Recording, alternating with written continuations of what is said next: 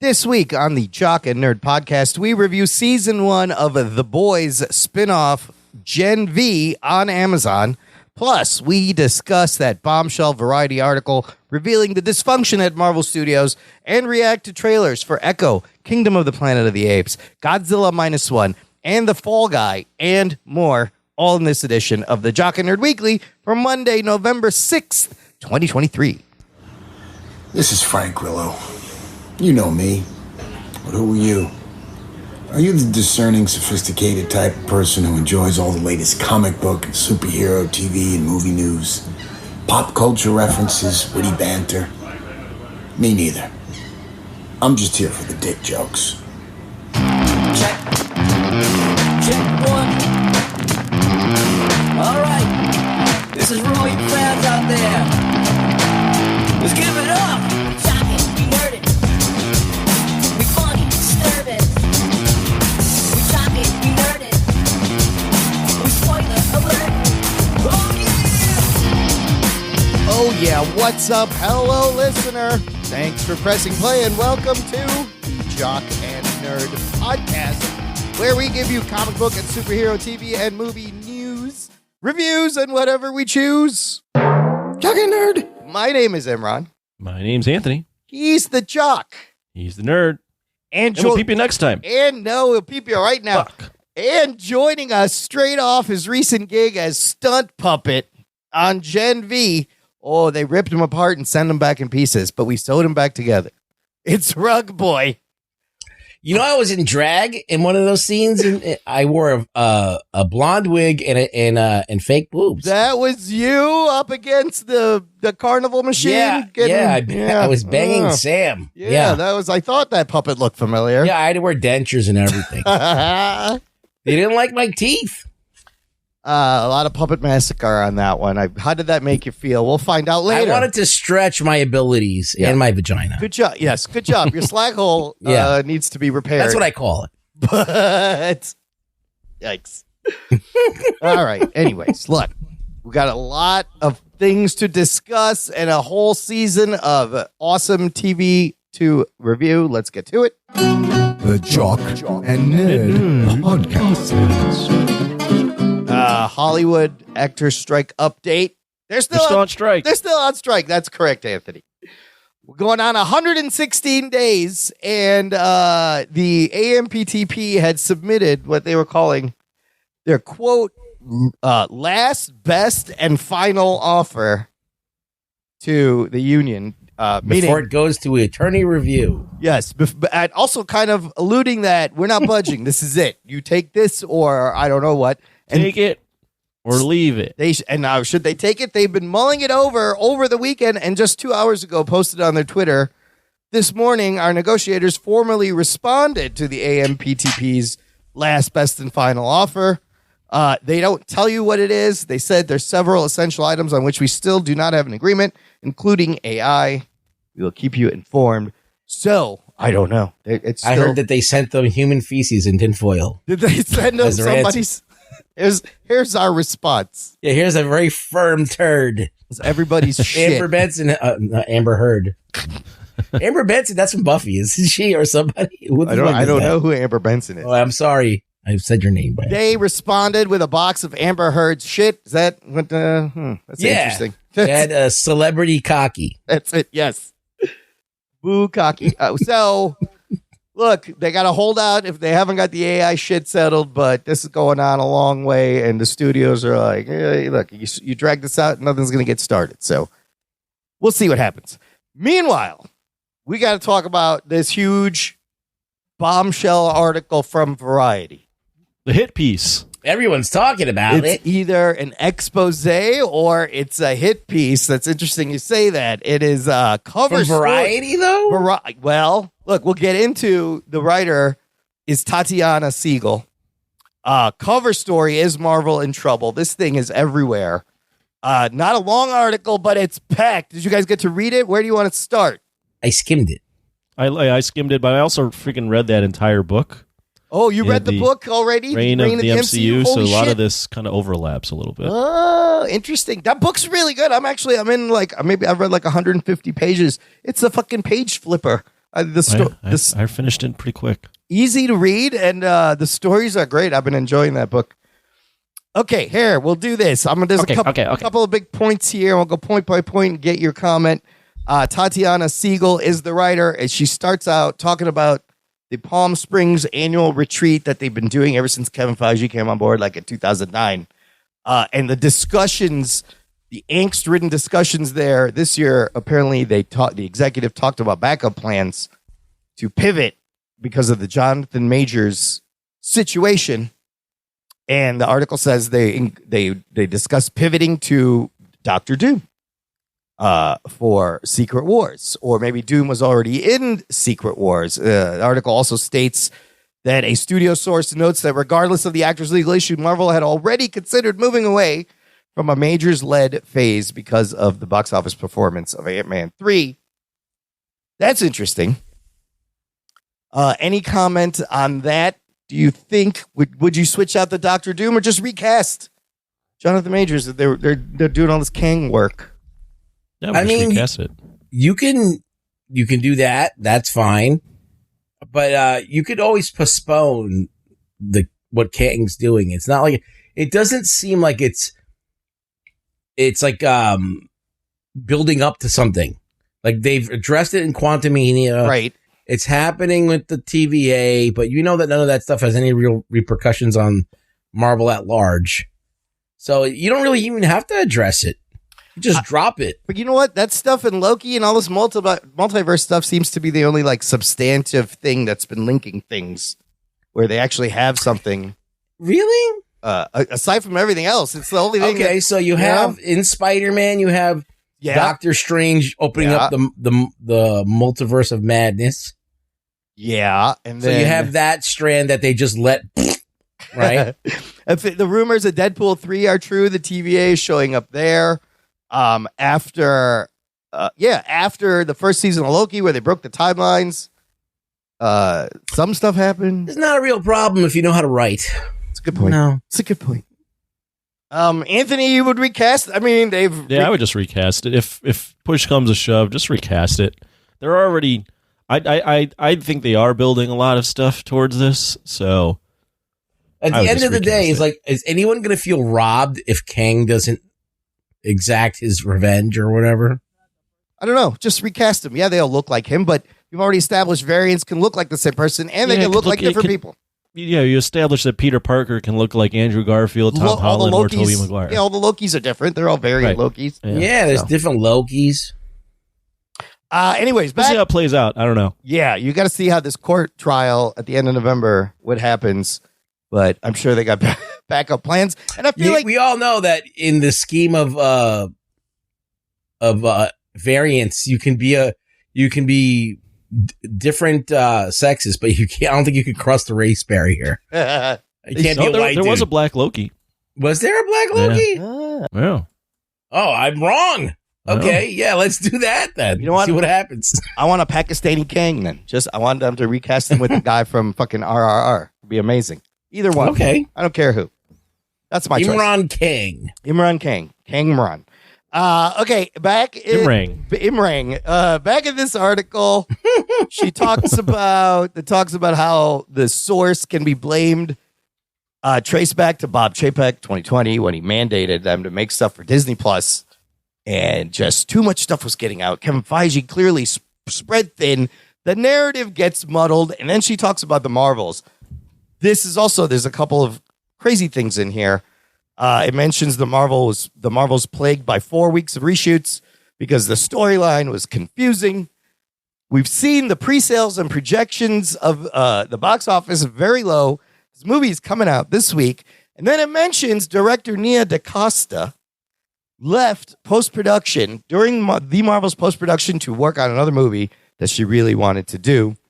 She's also been cited as calling the Marvel set kind of the Kevin Feige show.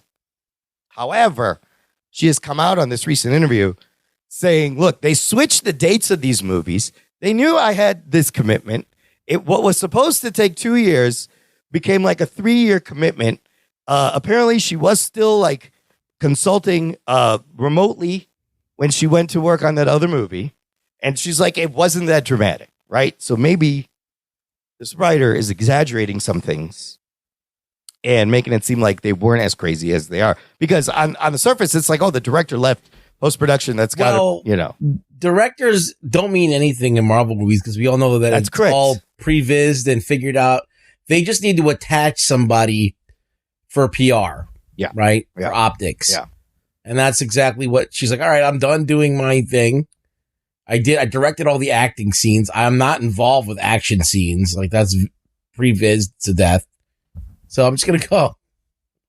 And that's probably what happened. Yeah, well, that and probably, as mentioned, they switched the dates of the movies. Yeah, that's a problem. So I'm sure when they sign up these directors, it's very well known now that these movies are worked on until the very end.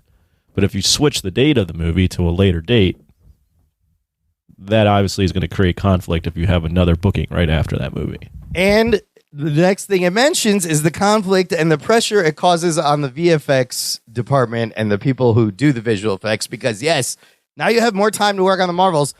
They had less time to work on Quantumania because those dates got swapped. Right. The Marvels got moved like 3 or 4 times, which is why you literally see unfinished CGI that was added in the last minute in that movie, causing the VFX workers to unionize as these strikes are going on, and Victoria Alonso getting let go as kind of a scapegoat for these. Yeah, bad she got let VFX. go. There was also some stuff in the book. I'm not going to spoil that for you. Oh, But man. there's some other stuff that why she got let go. Oh man, I can't wait till I get to that part. I like in the book how it goes like movie development to movie in order, like, and you get the more behind the scenes stories of each movie. It's very good.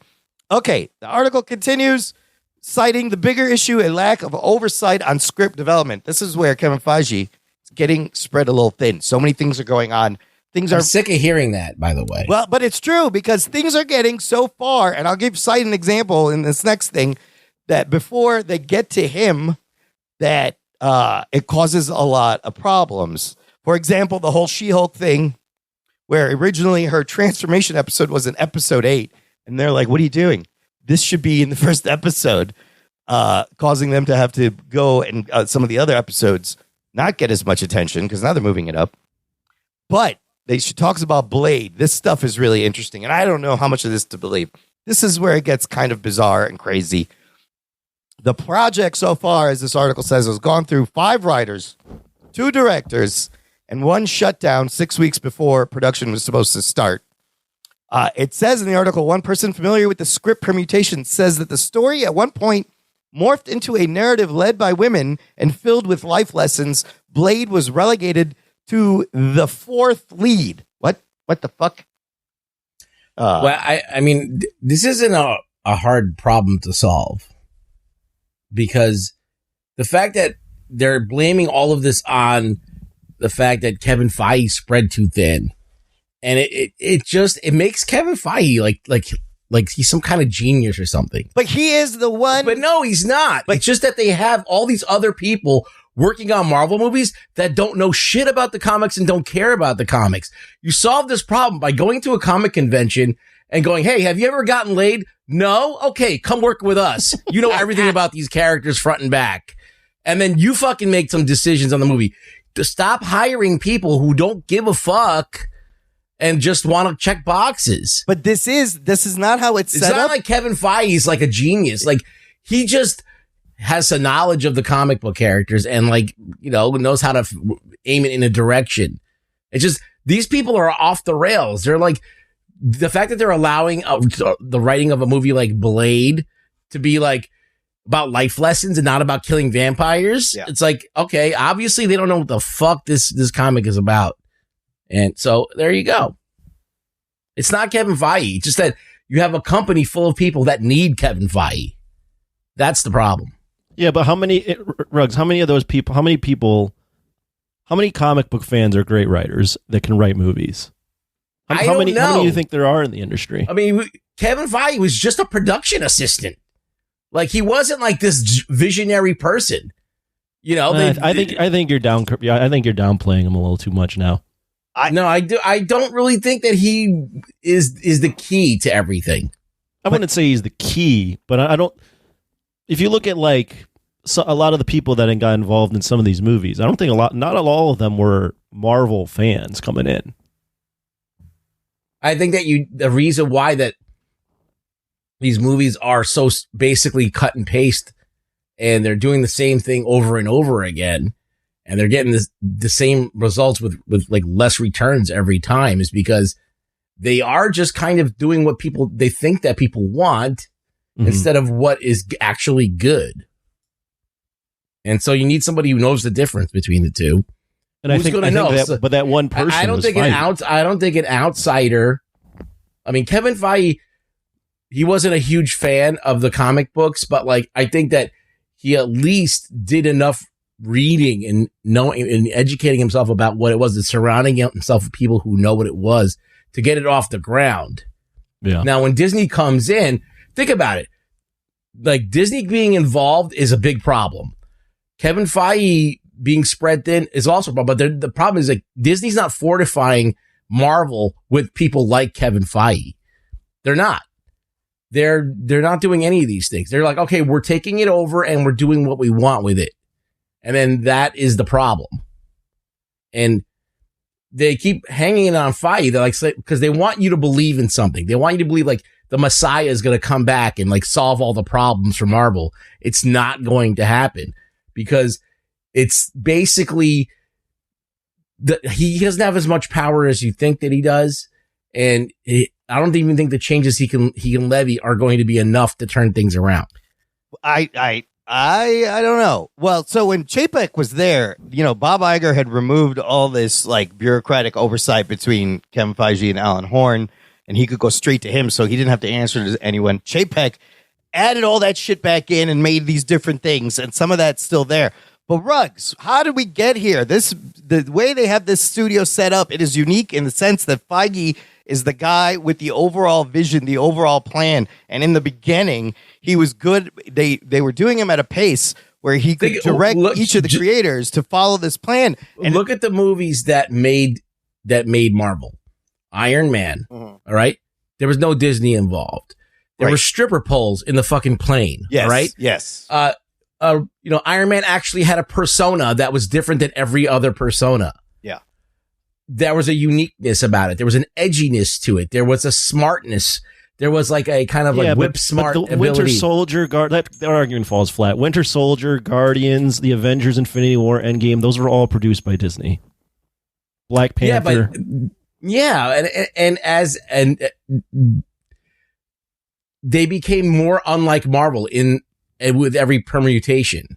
Like, you have Hulk, like not being Hulk and put on the back burner for Thanos, pretty much. And then you have all these things that are happening that are like uncharacteristic, like during these movies, and that are becoming more homogenous. So, they were pulling from the comics still, though. With Civil War, they had something to pull from the comics. They were still mining some of that stuff. But I think that by and large, as soon as they switched they switched Bobs, it was off the rails. Well, but that was the problem, is they started giving him things that he wasn't ready to do. He didn't really plan to do, and he's trying to get everything to fit. I think he is the key. I think if you scale this shit back, give him some time to hang out with his creative buddies, and get that feeling you had in the beginning when you were stringing these characters together. Get him hooked on a feeling, build these new characters, and lead back up to kind of what you did. It's going to take time, but I think he is a big part of it. How do you do that? How do you under Disney, under the envelope of Disney? Now, they just announced that Blade's going to be rated R. Yes, that the director said it's rated R. Also, Feige has hired Michael Green, the guy who wrote Logan, to start a new script. And in this article, they said they want this movie to come out in 2025, and they're trying to make it Blade. Oh, okay. 2025 on a budget of less than $100 million. Well, those are all steps in the right direction. Which is, it should be. It's a street level movie. You don't need a lot of CGI, but I don't know if you limit. But I feel like it's also PR to like levy against this accusation that Disney is ruining Marvel. Possibly, yes. So it's like, okay, no, we're doing a rated R movie. I'll jump in real quick. I think after having read that book too, I do think that they threw the Disney Plus stuff on his plate, and they started greenlighting stuff way too quickly. And maybe this is some of Feige's cockiness, but they made the TV shows like they do with the movies. Yeah. So the lesson they learned from the movies is the director doesn't matter that much. As long as the director can play with us, doesn't matter that much, and we'll just keep messing with it till the very end. We'll fix right? it in post. We'll fix it's not even we'll fix it in post. Is if we have a better idea. Yeah. The philosophy was if we have a different idea and a better idea, we'll do it. We'll just It doesn't matter what the story is. If we have a new idea and it works, we'll do it. But the TV show format is very much a showrunner format where the writer has all control over things. But in this, the way they did it was they're like, the writer doesn't matter. We'll just rewrite it as we go along. Yeah. So we'll take the showrunner out of it and make it a director-producer thing. Yeah. And that's why all the TV shows start off well. Yeah. And then they fart to the finish because they're always redoing everything till the very end. Yeah. So I think starting off I think you got to cut back on the TV shows, which they're doing. Yeah. You got to actually make TV shows. So you got to hire showrunners, which it looks like they're going to do. And then with the movies, you also got to cut. Like you can't greenlight every fucking thing. Yeah. And that's what I think they were just greenlighting everything because their philosophy was if we have content out every week, people are going to be talking about Marvel all the year round. That's what Bob Chapek wanted. He was like, I always want a Marvel thing in the theaters or on TV at any point during the year. What happened is that too much. It was too much and it was bad too much. Yeah, yeah. So now it just became to the point where no one, like we're coming up on the Marvels and no one gives a fuck that the movie's coming out. Yeah, the quality control. Now, can they unwind it? I like Fahey. I don't know if you can unwind. It's hard to put the fucking alcohol back in the bottle once you spill it all out. You gotta slow your roll. Just slow your. So I don't know. I'm in the middle if they can do it. I think it can be done, but it's gonna take time. I would be fine with 2, maybe 3 movies a year and like 2 TV shows, and even that might be too much. I feel like the only way this works is if it's lean. It's got to be lean. They got to get rid of cut all the fat out. Just have Fahey and hire some people like Fahey. I need Fahey clones. We need people who have the same kind of knowledge, understanding of the Marvel universe and of the comics and the materials that are there. And they need to have some kind of, like, I think Favreau understands things. I really do. And he's not going anywhere in that company for some reason. They're not promoting him to be in charge of anything. They gave him Star Wars. He's happy with his Star Wars. Well, no, yeah. According to the book, he wants nothing to do with making another Marvel. Yeah, after Iron Man 2, he was done. Yeah, he'll act in them, but he hated the process of how they were changing things all around and pushing him towards a deadline that he couldn't meet. In the book, it's so interesting because they took their time with the first one, workshopping ideas. They had years to put it together, and the minute that hits it gets big. They're like, okay, we want another one. We want it in 2 years. Here's the date. They announced the date before they even asked him, and he reluctantly agreed, and he hated every second of the pressure of making Iron Man 2. That part was interesting. So anyways, back to Blade. There's a from Jeff Snyder on the Joe Rogan Hot Mic podcast mentioned the thing about him being a 4th lead. And he said he's heard that the executive that was supposed to sound the alarm, raise the red flag when the script got to that point, when the script was showing problems and didn't, was fired. He was let go because he didn't bring it to Feige going, look, they're making this thing with Blade. And Mahershala Ali, I'm surprised he still wants to do this. I think he almost walked. That bullet point either is just insanity, or I have a hard time believing that you'd hire Mahershala Ali and be like, oh, yeah, there's a script in progress that's going to make him the 4th lead. So there's another article where people are casting doubt on this writer. I think she also wrote that Aquaman piece that was saying Momoa was drunk on set all the time. And so if this is a hit piece, this is very interesting. I don't know how much of this is true. She's gotten a lot of pushback from the things. Well, listen, regardless of what's going on is true, we have the other proof of, like, we don't like the movies. Right. We're not doing well. Right. So this doesn't even have to be true. None of this has to be true. Honestly, I think some of it's maybe a little crazy. Yeah. But some of it does ring true if you read the entire book. Yeah, so hints of truth, some embellishment. There's a lot of crossover where with them putting out all the TV shows and all that, like, I really think that the TV shows like was the start of their downfall. See, that's fucking Bob Chapek. The minute that I watched WandaVision and it had no implications, I was like, oh, well, that sucks. And I was like, well, what the fuck is this? What is this? Is this really the Marvel Universe, or is it like Marvel Universe TV? Like, what is it? Light. Yeah. Yeah. Okay, here's the other big bit people are talking about. The article says that there have been talks to bring back the original gang for an Avengers movie. Never happening. Apparently, Downey Jr. and Chris Evans, other articles saying they have agreed to come back for a movie, other articles saying that's not true. And if you bring Robert Downey Jr. back, he's going to want like 40, 50 million fucking dollars. He's going to be expensive. He's going to be very expensive. Now, is this a good idea or a bad idea? I'm torn on this one. I hate it. Because it reeks of slight desperation. It's desperation. I hate. There has to be. You'd have to wait year. That'd be a horrible decision. How do you make it organic? That's a short term. That is a Band-Aid. Well, that's a Band-Aid. In the Spider-Man movie, in No Way Home, they did it, and they somehow did it. It was a crowd pleaser. So, but those characters weren't like Andrew Garfield's character. Never got a send off in his movies. Tobey Maguire before. Was about to make Spider-Man 4. Right. Like those characters never really were sent off. Yeah. You had Tony Stark have an epic line where he dies. Yeah, and Chris Evans. And Chris Evans gets a final dance with, like, don't do that.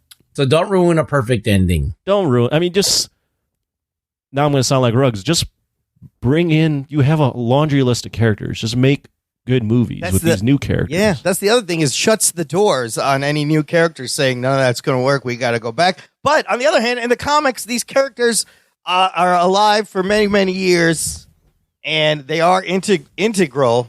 Do you bring them back as a recast? Bringing back the originals seems a little desperate. It just seems so desperate.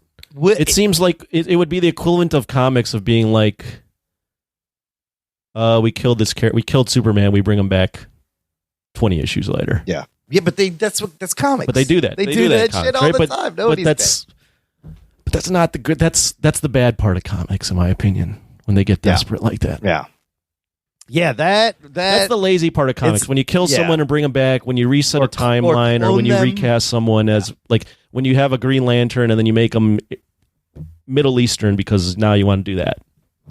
But there needs to be like a Captain America and Iron Man, a Thor in this universe. Or do you find that make the new characters the heart? You still have, you could use Spider-Man, Doctor Strange. Look, they had legacy characters. You had Rhodey. Yeah. To take up the mantle of Iron Man. Yeah. They didn't do that. Yeah. Really. They're doing Riri. Yeah. Yeah, they basically made him a cripple. Yeah. And they started talking about Riri. Yeah. Yep. So there, you have Captain America who's gone, and you have another legacy character that he's going to get his chance. Yeah, but they could do that, but whatever. But do we love these characters as much as the original? Do we get to spend enough time with them? No, we don't. Right? We don't love them as much. No, but that's what you got to get to. But I don't think that doesn't solve the problem. No. Well, okay. You have to do the work to solve the problem. So you don't get to cover. It's like a shortcut. Yeah, you don't have this. You don't have like blood stained all over the wall and then just cover it up with white paint. It's still there. Yeah. That's not going to solve the root of the issue. I do like the last paragraph of this article. How many times did you read the article, Imran? A couple of times. I just took notes. He says this guy Jason Squire, a professor emeritus at USC School of Cinematic Arts, and he has a movie podcast. He says writing the Marvel obituary would be ill-advised. Kevin Feige is the Babe Ruth of movie executives, and Marvel has the most profitable track record in movie history. No question. Look, the fact is Feige brought this 32 franchise, $30 billion, the biggest movie franchise ever.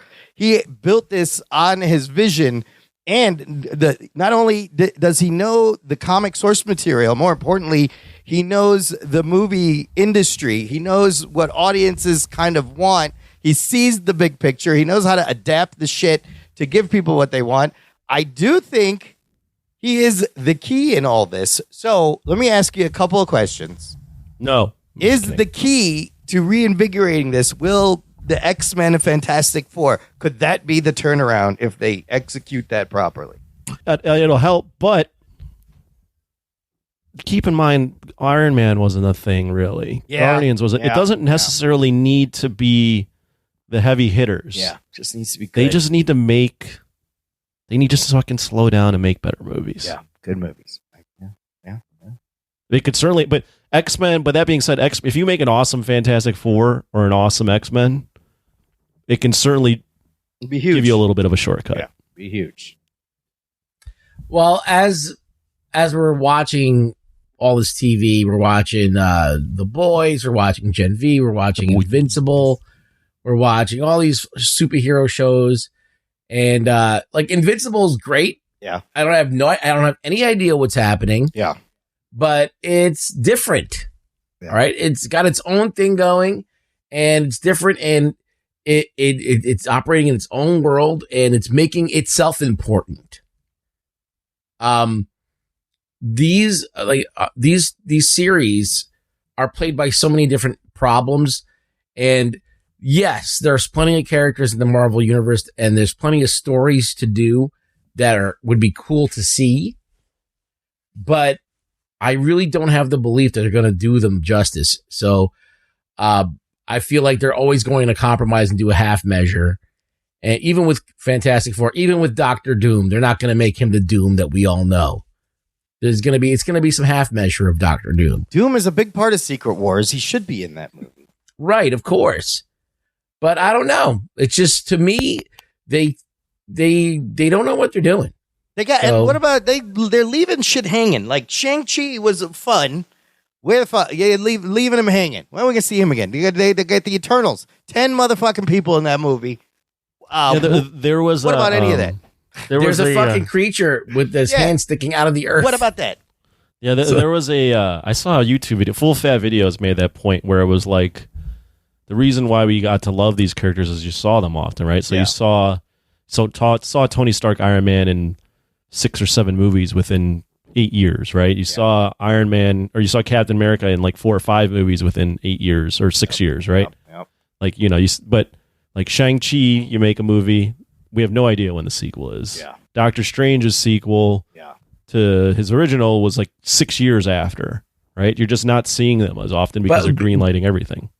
Yeah, but plus the characters were better. Like Tony Stark is this super smart dude who is like full of himself and arrogant, and then you have Steve Rogers, who's like this goody two shoes virgin, probably doesn't like have. And then you got Thor, a drunk fucking, they're all different, and they all have their own like qualms, and they're all and their things, and like these new characters don't have that, and they have to put that into it, and I don't know. I just feel like they need to know what they're doing without repeating themselves. Well, I would have thought they would have been like, okay, let's focus. Here's 6 characters. This is the next whole phase. Let's focus on making individual movies. No, but the thing is the TV shows.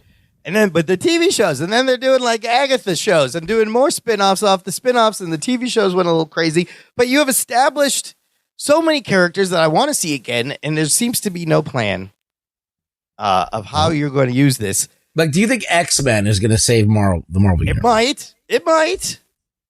But I think if they look back and use the Moon Knight and Shang-Chi and these new characters properly moving forward, you can build something. And as we'll talk about with this the trailer that they put out, they're kind of starting to put these in different buckets there, right? But finally, I just want to end with this, with the question that Variety posed on the cover. Is Marvel in trouble? What do you guys think? I think so, yeah. You think so?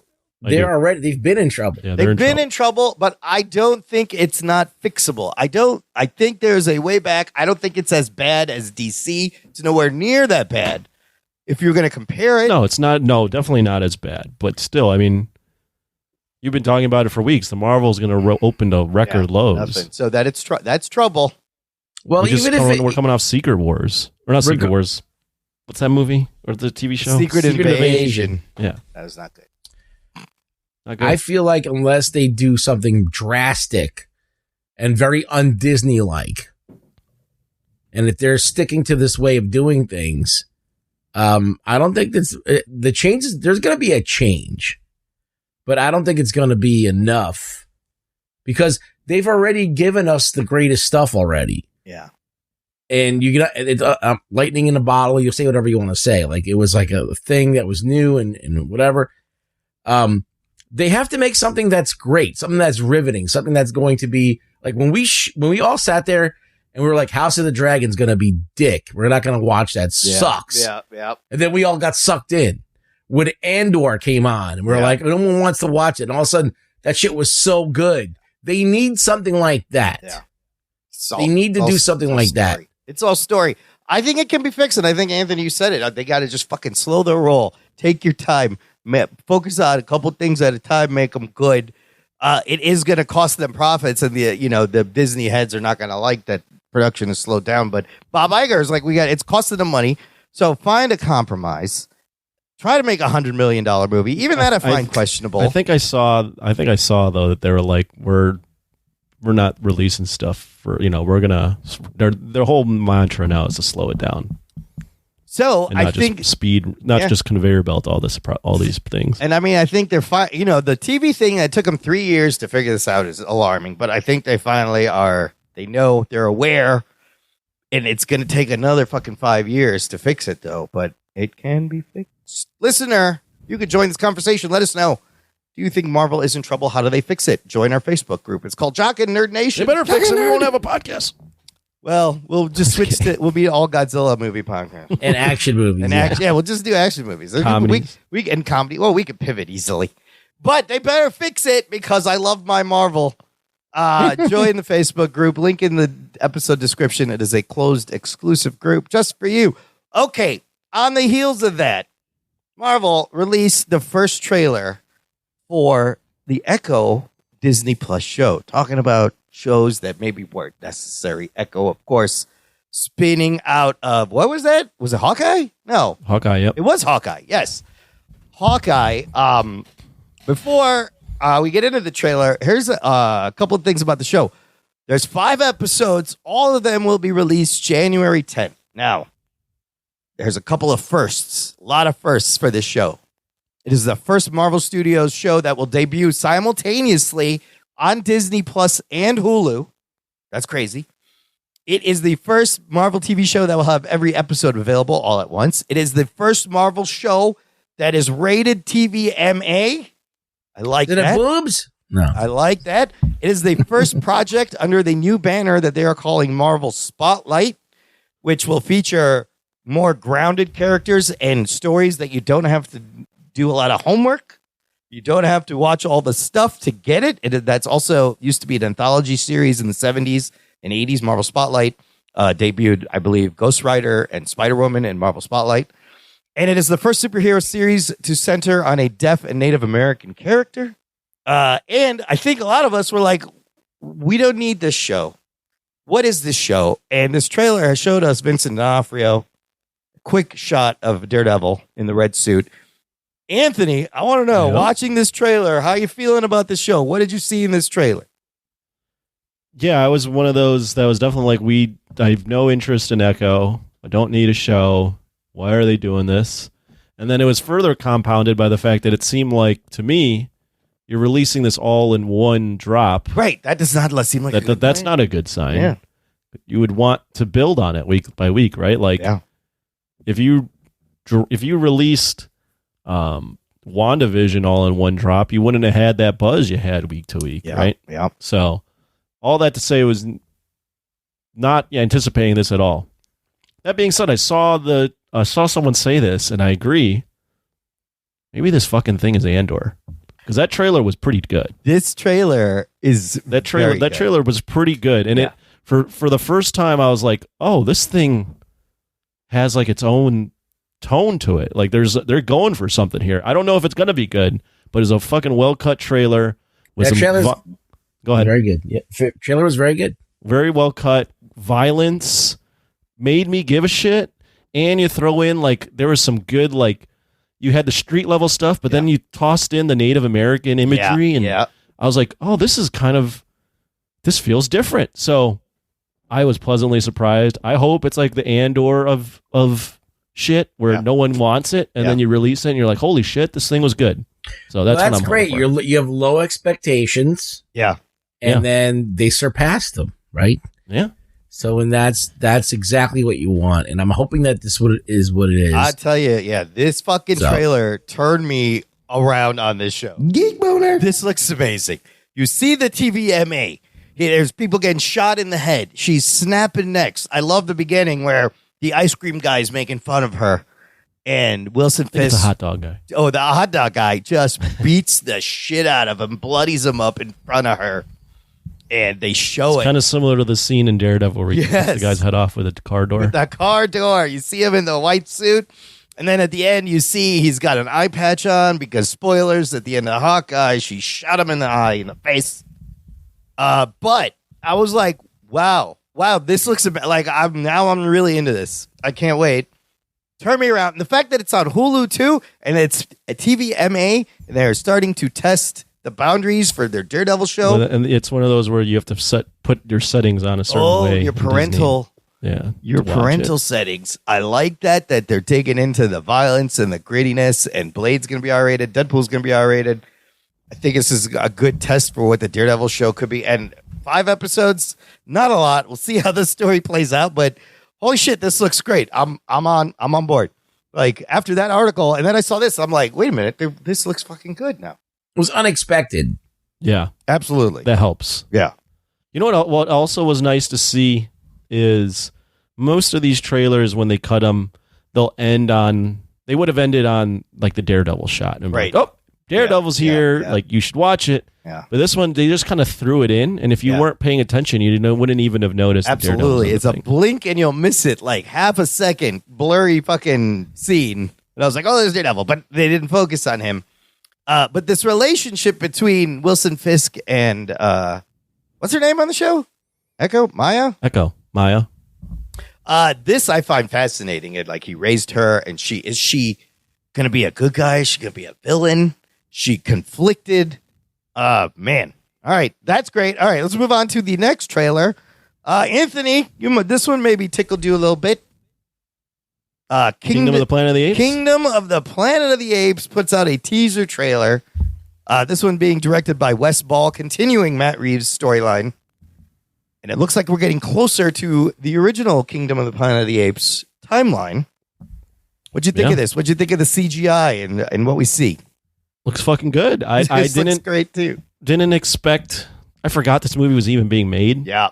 I was perfectly fine with ending the modern ape story where it's at, but I saw this trailer and I'm like, this looks good too.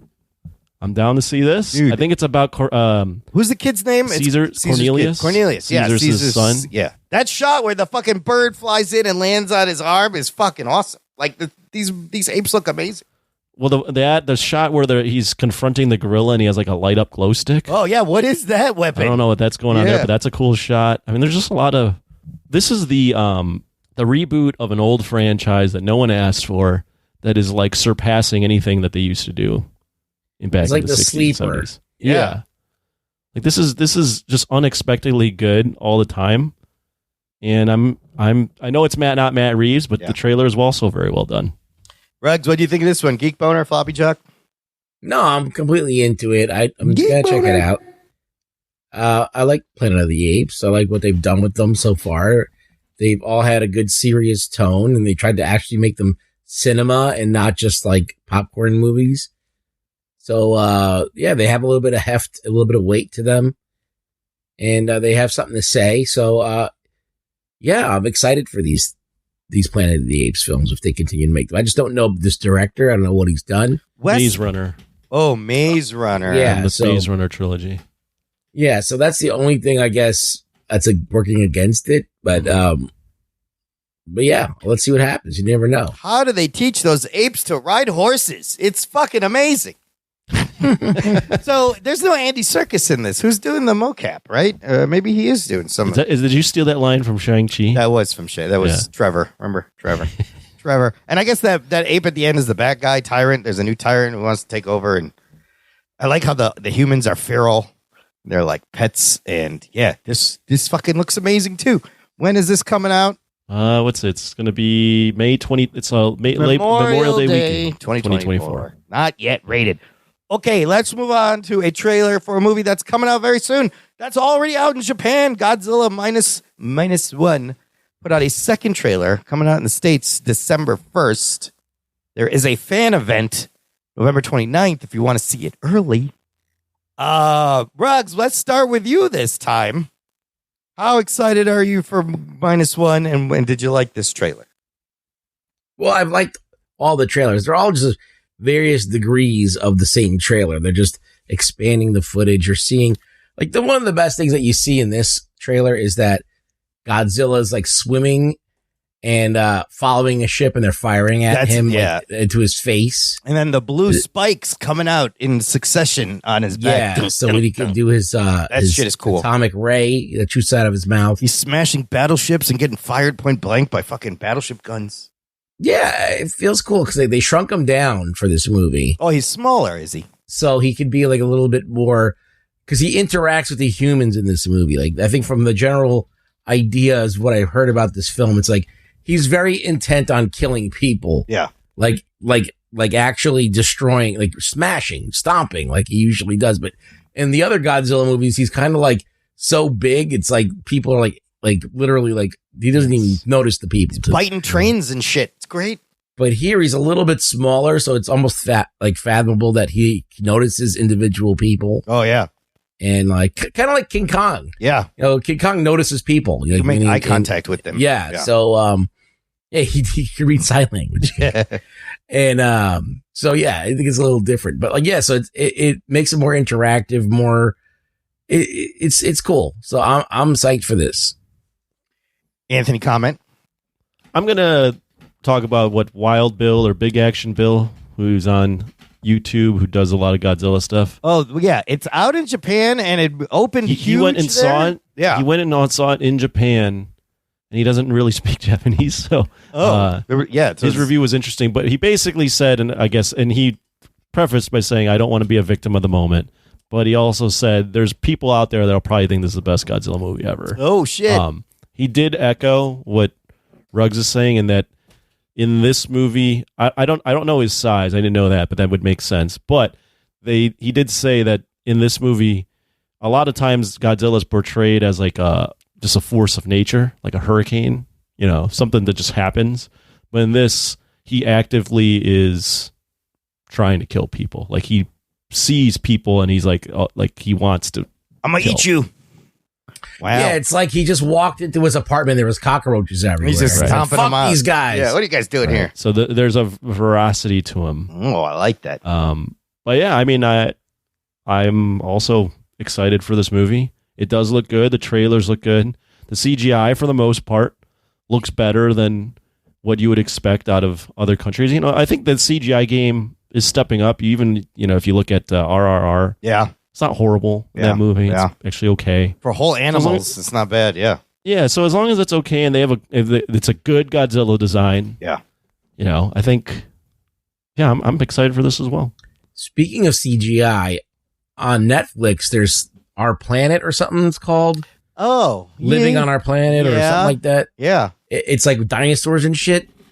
I shit you not, it's some of the best CG I've ever seen. Holy shit, really? It looks fucking real. Wow. I'm going to check that out. There are like the saber-toothed tigers, you could tell. Yeah. But like when they do lizards, yeah. There was like a scene where there was like some kind of amphibian coming out of the water. I'm like, oh, that looks like a fucking real thing.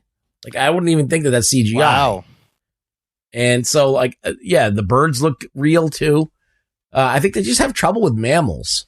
But it's very good. Like, I mean, there's no hair. It's easier when there's no hair, I guess, and there's scales. Yeah, because there's a lot of things moving around. Yeah, fur is hard. Dude, it's for CG. It's some of the best I've ever seen. Damn, is it Richard Attenborough narrating? No, but it just came out, and it's like a mini series about dinosaurs and shit with Morgan Freeman narrating. I'm Morgan Freeman. Yes. This minus one debuted this past Friday in Japan and made $3 million. It's the biggest opening day for a Godzilla movie, apparently. And then it opened at IMAX, and that was also huge. So there are for initial reactions out there, and it's doing really good over there. So we're gonna have to go see this. Okay, last trailer to discuss. This one's kind of fun. Anthony, you ever heard of this show from the 80s called The Fall Guy? No, I was wondering why you included this. I love this show. My dad and I will watch it. It starred Lee Majors, Heather Thomas, who's a hot 80s actress. It ran from 1981 to 1986 about a stunt guy who moonlight as a bounty hunter and had to get people. And during the day, he was a stuntman. And Lee Majors, because he used to be the $6 Million Man, and this was his role after that. And I used to love this show, and I didn't know they were remaking this into a movie starring Ryan Gosling, Emily Blunt, directed by David Leitch.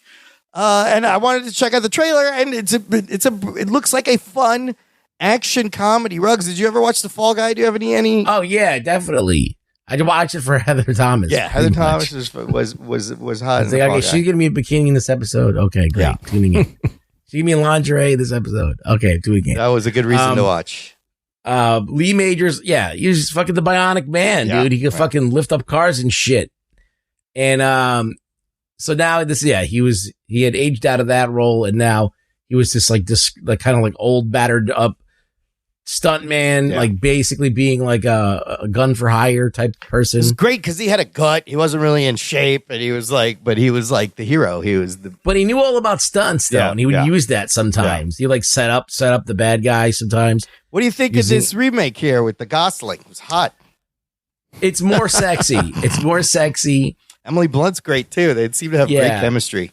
Yeah. So I don't know. This doesn't look like it's the show. This is looks like what happens before the show.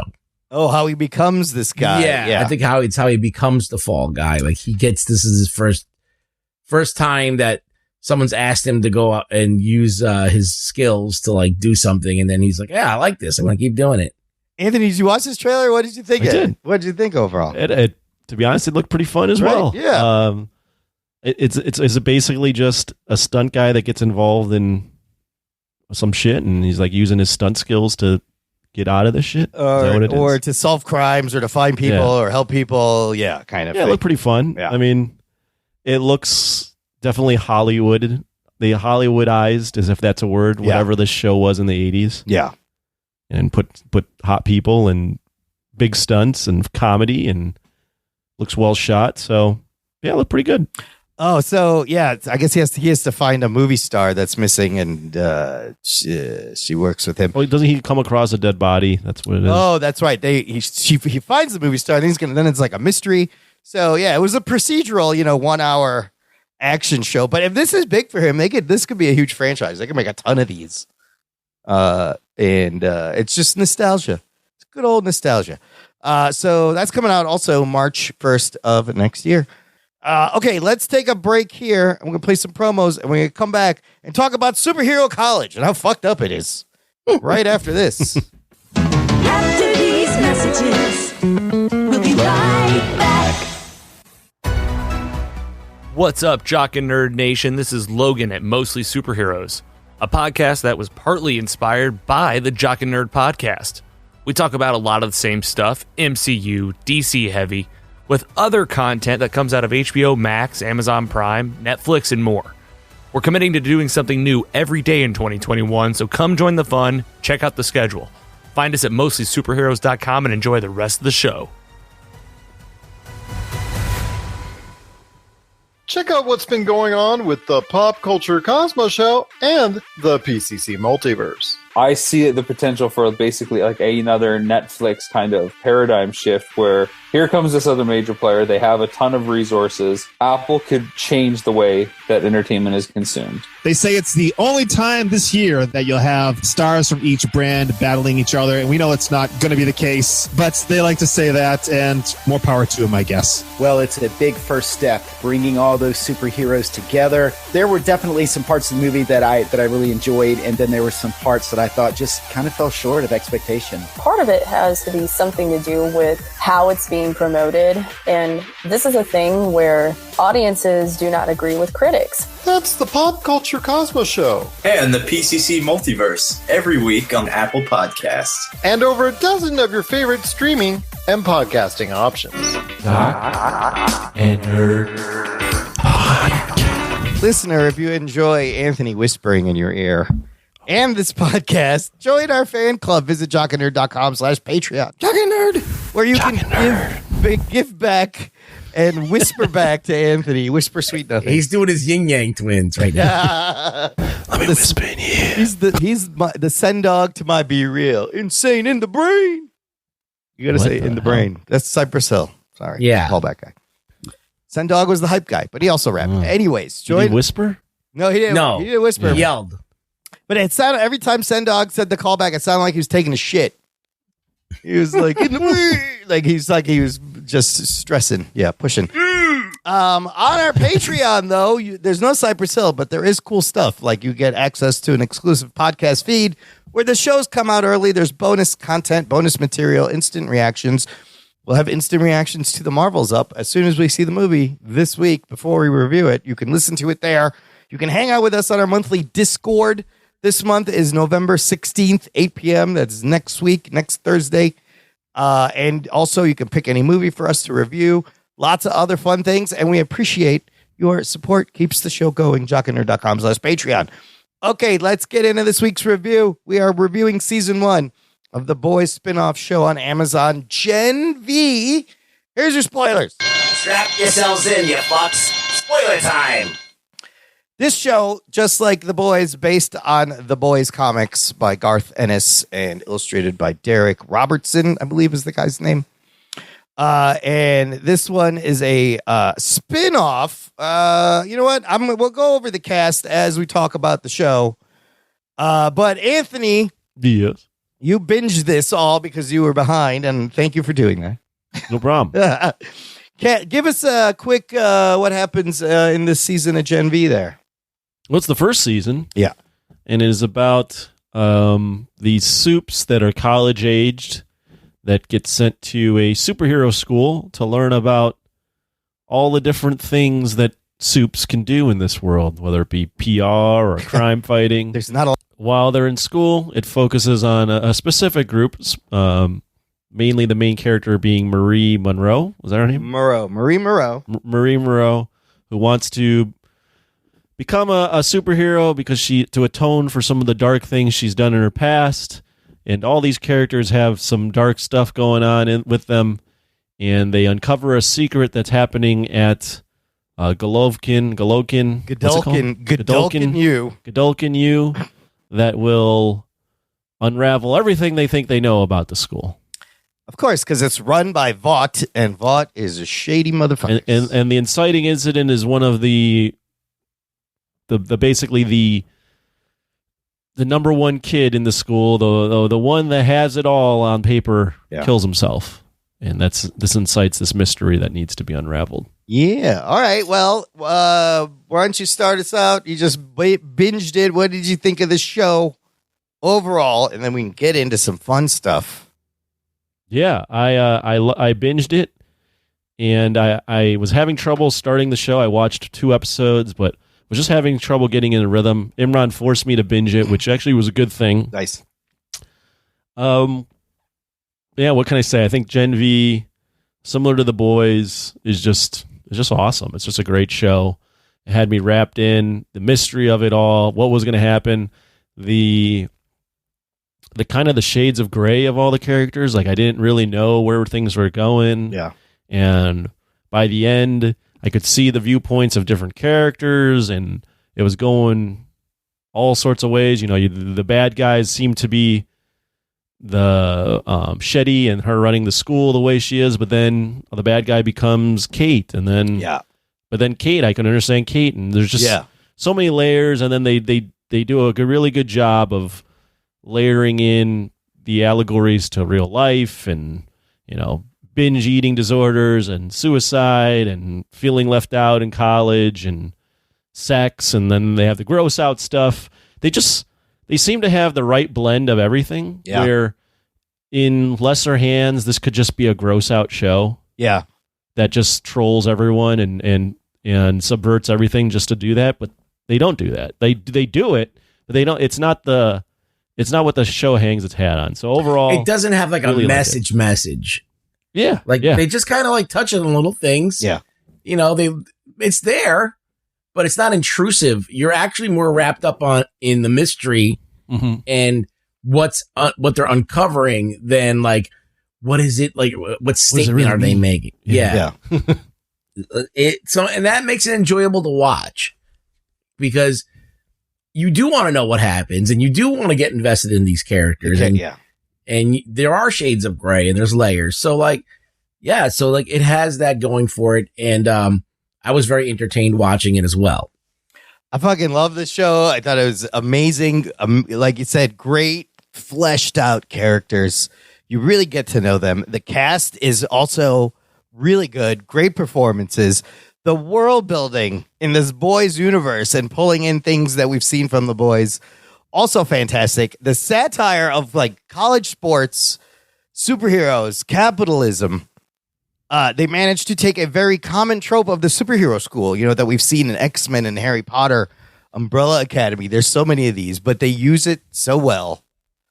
And it kind of is The Boys like season 3.5, because it at the end, it directly, I feel like it's going to lead into the 4th season of The Boys, making this a necessary watch. Now, if you are following The Boys, like you kind of have to watch this to get caught up. But this show has everything. It's got a tiny girl on a big dick. It's got a big naked woman. The same woman. It's got a cock exploding. It's got cock explosions. It's got violent puppet massacre and puppet sex. That's right. It's got body parts exploding. But like you said, Anthony, it's all like built to serve the story. And while it is, every episode had a holy shit fucking shock moment, it's all to further the story and to further the characters. Like Sam is like probably the most fucking powerful. I want to see him and Homelander go at it. Jesus Christ. So I loved all of it from the beginning. I want to talk about the characters. Marie Moreau, her tragic origin story in the first episode is phenomenal because you kind of see it coming, but then the way they did it, you're just like, holy shit, that's some trauma. And they keep cutting back to it too. Yeah. So like it makes the trauma even worse, She kills her parents the day she has her first period, realizing she can control her blood. And the way she learns to control her powers throughout the season is also great growth and fantastic and organic and really well done. Yeah. I mean, every character, like I at first when they debuted, whatchamacallit, the girl that can be a guy. Oh, Jordan. Yeah. Like, at first I was like, oh, this character is kind of whatever. Yeah. And then throughout the season, you go, oh, I like Jordan. Like Jordan's a cool character. Yeah. I like what's going on with them. They have this gender identity thing going on. They don't really, but they don't. It's not. They touch on things, but they were a good character. Kate was a well-layered character. Andre, like even Andre, right? Like Andre is supposed to be kind of the good guy in all of this. Yeah. And then, 3/4 of the way through the show, he's been cheating on, or he's been part of Kate cheating on he's been fucking his best friend's girlfriend. Yes. Like, right? Yes. Like, so like none of these characters are all, they're not 100% good or bad. They're just layered. And they have these superhero, they all have something going on, right? So like Marie is trying to make up for killing her parents. And finding her sister and proving her sister she's not a monster. Right. And then Emma, Little Cricket, is going through freaking an eating disorder. Yes. But wants to, is trying to live up to her mom, like her mom's expectations. And then Andre's trying to live up to his dad's expectations. Polarity, and he has the same. And Kate is like the Phoenix Force. Yes, and she also she told her little brother to get lost and caused him to die or get away. So she's got trauma in the past. And then Jordan, is dealing with gender identity and just wants their dad just wants them to be a dude. Yeah, their parents are not comfortable with his powers. And I just love... And Jordan really gives a fuck about being number one. Yeah. Oh, yeah, the ranking system, like in college sports and shit, you want to rank up and get the votes. That's fascinating. Jordan's relationship with Marie. Did you ever get the feeling that she was into him more as a dude or a girl? I think she liked him either way. Like, that was fascinating. Yeah, she was liking him either way. Yeah. Either way. But then you have like the stuff with. Then you get real dark. You have the period blood, or you have the psychic that. One of the psychics Rufus that blacks them out. Yeah, Rufus. That roofies them, basically. Yeah, he's date raping girls, and she blows his cock off. Blows his dick off. It's amazing. Back to Emma. Imagine you have a superpower, but to use it is the most fucking horrible experience that you have to vomit. And it's the only way you can actually use your superpower. It would not make it fun. And then at the end, you notice, I think she realized that if she just releases her emotions, she can shrink. Like, did you notice that quick shot in that last episode? Like, she was small, and then she got to eat to get big. Yeah, when she reveals it to that girl, and the girl live streams her whole fucking thing, and they're all laughing at her. You've been through these things in college, being the outcast or being gossiped about. Now let's talk about Luke, Golden Boy. The old series starts with him as the big man on campus, the number one star, and he kills Clancy Brown. Played by... This is Patrick Schwarzenegger. This is a Schwarzenegger Schreiber. Oh, was it? That was Luke, yes. Oh, shit. That's Arnie's little son there. Arnie's kid's all grown up. Arnie Maria Schreiber's son. He's good, too. I thought he did a good job. He comes back in flashbacks to Sam and... A lot skinnier, though. I don't know. He needs to put up some muscle. I mean, do you think he's got pressure to bulk up? They're like, you lifting, boy? You lifting? Yeah, that's Patrick Schwarzenegger. That was Patrick Schwarzenegger, which is like the other cast. They're all largely newbies, but they all did a great job in their roles, I thought. Everyone nailed it. Kate, I didn't know to trust Kate from the beginning. I was like, even at the end, when she fucking kills Dean Shetty, at the end of the episode, and they come back, I was like, is this all in their mind? Is she fucking with them? But then that episode where they get trapped in her head, in her memories, and fucking Soldier Boy shows up. Was hilarious. His lines where I wrote them down here. Hold on. Where talking about like coming back home to him and the pillow or whatever. Well, he was her little fantasy boy. Yeah. He goes, I taught her how to jerk off. And he goes, diddle that skittle, flick the bean, how to find the man in the canoe. And then later he goes, knock, knock, who's there? Go fuck your face. Oh, it's so good. It's so good. And then they go through all their memories and stuff is revealed. That was a fantastic episode. Every episode I thought was getting better and better. They just do a good job of writing a show where every episode ends in a way that you want to watch the next one. And the plot, that's what I thought too. The plot is just so enthralling. Like, I had no idea what I was watching when I first started the show. I didn't know what we were going to get. And all of a sudden it's this dark mystery of like the cabal underneath the fucking school doing this weird shit. And it just had me roped in. Like the show is really just a mystery show. Yeah. Why do you think it works so well? Because, well, obviously the characters are complex and they have a serious tone to it. Mm-hmm. It's funny, but it's not because it's a comedy. It's funny because sometimes funny things happen or funny things are said. Like, teenagers do say funny things. Mm-hmm. So I think that when I started the show, I was like, there's no way this is going to be like The Boys, as good as The Boys. It's going to be like, they're going to use the same tricks, like gross out stuff and sex and blood and all that stuff. But it's never going to be as good as The Boys. And then I feel like it's as good. Absolutely. I agree. Absolutely. It's not as the stakes aren't as high and the production value isn't as like the effects and stuff aren't as crazy, but they still managed to make it entertaining. So you don't have to spend, I don't think the budgets were the same, but I still think that we got good mileage out of the show. Yeah, I agree. It's well paced. They spent enough time on character development and this mystery that kept you hooked. I love how in the university, like, there's really only two paths you could take: is you either a crime fighter or you like become an actor or a performer. Because either way, you got to make money for Vought. They need you out there, fucking doing things. And I love how like they all want to get in the 7. That's like the big. That's like making it to the big league. Do we? Just one quick question on the plot. Was Shetty? I know why Shetty wanted to make the virus, but was she doing that selfishly or was she doing that for Vought? So I love this. Was she going off the coloring out of lines by making the virus as deadly as it was? Well, I think because she did not want Vought to find out This was a hushed project with Dr. Cardosa, and the woods is the place where she gets him to develop a contagious virus that kills superheroes.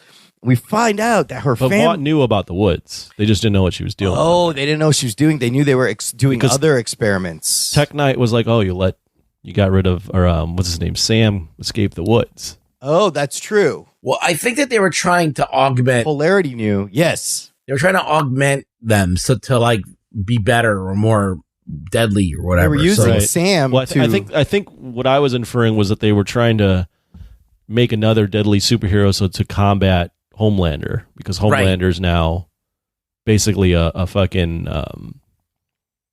there's no one to challenge him. Yeah, he's just a rogue no one can challenge him. Yeah. So the fact that her family was on that plane that Homelander and Maeve didn't do a good job to save. I love that tie back. So yeah, suddenly she wants to kill all the soups when she was kind of working for the corporation that manages the soups. And even towards the end, I like that last episode, I was like, I don't know who to root for, because I could see everybody's point of view. But like, who's the good guy here? And people are flipping. A Tech Knight was also, that dude was hilarious. His power and the fact that he had to just fuck holes. He just had a compelling feeling that just any hole, donut hole, whatever, the mailbox, whatever hole he found, he had when to he's fuck filming that last segment and then gets distracted by the hole in the tree. There's a hole. Hole is hole. So fun. Hole is hole. But he could detect lies. Blow dryer. Oh my God, yes, he's doing the blow dryer. That comedy, that shit is hilarious. Emma, sneaking into the woods and killing that soup, and her relationship with Sam, also fantastic. I guess they wanted to use Sam to make a super soldier, or they were using him to. And then Kate because then they show you a flashback where Kate's there with Sam, and I'm like, the fuck is going on? And she is just mind wiping everyone. I love how that episode ended, where they just blacked out and they woke up and they're like, what the fuck? How do we get here? What happened? Oh yeah, that episode where they were what were they doing before they got mind wiped? They were stopping Sam. Remember, Emma got real big in the backyard, and then all of a sudden it cuts to black, and like she wakes up somewhere else. And I was like, she wakes up with with Jordan. Yeah, and then you're like, wait, what just happened? And I thought that was an awesome end to that episode, because I had no idea what was going on. Yeah, I was like, what? And like Emma's still big in the fucking pool, passed out, just like there was a party. So that leaves us at the end. What happens? Victoria Newman, the senator, pops heads. We've seen in The Boys that she has this meeting with Kate. Kate finally thinks she's going to out Godolkin. She's the benefactor for Kate. She was Kate's benefactor that got her this far. Mm-hmm. And the same person. And then we find out she has similar blood powers. When you talk about Kate, you're talking about the other Marie, Victoria and Marie. And Marie, she kind of gets Marie's confidence. They have the same blood powers. She gets the virus from Cardosa, pops his head. So now Victoria Newman has the virus. Dean Shetty is dead. And it's chaos on Godolkin U as they release everyone from the woods. And here's where I'm like, I'm not sure who to root for. Like, it's not right that they're just killing innocent humans, but also this school and these people are evil and they've been fucking with them. I don't know who to root for. Marie blows off Kate's arm as she's about to fucking mind wipe Jordan. And then Homelander shows up, and it's an amazing cameo. And everyone just stops, and you can just see it. Everybody's face there like, oh, shit. Oh, and he has like 3 lines, but his presence, just his face, just his acting there is so good. You get it all. And he just goes, what kind of animal are you? To Marie. And blasts her. And then they wake up in a windowless, doorless hospital room, the 4 of them, not knowing where they are. Meanwhile, the media has now blamed this massacre on them and now has heroified Kate and Sam as the new heroes of Guardians of Godolkin. And then Billy Butcher shows up in a mid-credit scene, stumbles upon the woods, sees everything that's happened, and has a great line. What a bunch of cunts. This is a great line. So now everything's laid out, right, for season 4 of The Boys, which I believe will take place a few days after this, and Gen V gets renewed for a second season. What'd you guys think of how it ended, that whole last episode? It's pretty good. I think that the fact that Marie has powers are way more powerful than she even understands. Yeah. Is interesting. Yeah. We see that what's the name of the guy, the Polarity son? Andre, he can't use his powers that much because his brain will start getting melting. torn. Yeah. But maybe Marie can like reassemble it. Oh, she has that healing power, right? Yeah. Can she use it a couple times? Yeah, she saved that girl at the club. Like she could probably heal people. She could probably even heal Butcher. She pulled out that tracker from her neck. She sensed Isn't Butcher dying? Oh. I don't know if that's still a thing. I do remember he was dying. Because he was taking the V too. Gen V or Compound V. Compound V. Marie, I love when Marie finds Maverick, the invisible RA. Hilarious. First of all, that's the RA. That's what's his name's son. Translucent. And then the way she scopes out his heart and his veins and fucking knocks him out was fantastic. He was like into bestiality, like the fuck goats. Yeah, he's fucking like a camel or something. Is that what was happening? Yeah. Goat came out of his room. Yeah, he had an animal in his room. He was like, come on, dude. Like, he basically like, get the hell out of here. Yeah. No, the episode ended. I mean, the season ended well, right? Yeah. Like, this is Gen V and the boys. It doesn't always end in a happy way. Yeah. Wow. So it ended on par for what you would expect for these shows and how they do it. And it leads right into the next season, right? So now Newman she's got this virus. She's got the virus. She doesn't obviously want to kill all the Supes, but I think she wants a way to handle Homelander. Homelander's obviously this tyrant. Yeah. Billy Butcher still wants to kill him. Yeah. Figure out, and he's stumbled upon this room where they were experimenting on Supes and potentially killing them. And then now we have this wild card with the Gen V kids, the Guardians of the Godokin, whatever. Yeah. In a room that at some point they're going to get busted out. Yeah. Wow.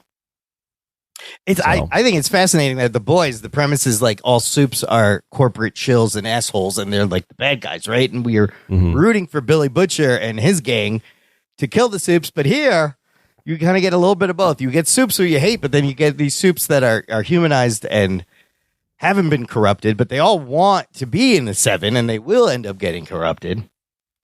So I'm still like, I don't know how I feel. Who are some of your favorite characters? Where do you think the sides will be drawn? I guess you got Kate and Sam now with Homelander. He loves them. Does Billy Butcher he just has them? He has them in his pocket. Yeah. Will Billy Butcher try to bust these 4 out? Well, he doesn't like Supes. But the thing is wasn't one of them going to be fast tracked to the 7? So wouldn't that be? Yeah. Did either be Kate or Sam? Sam is very dangerous. The thing is, everybody's sleeping on Jordan. Jordan can fire things out of their hand. Jordan is very popular. They got powers, powerful. some kind of like blasting powers, and they're super strong. Yes, they're super strong in either form, and he does shoot things out. They do shoot things out of their hands. So, and because Jordan was like number 2 for a long time, I think also. Because they were the TA. Yes, it was the teacher's assistant. Yeah.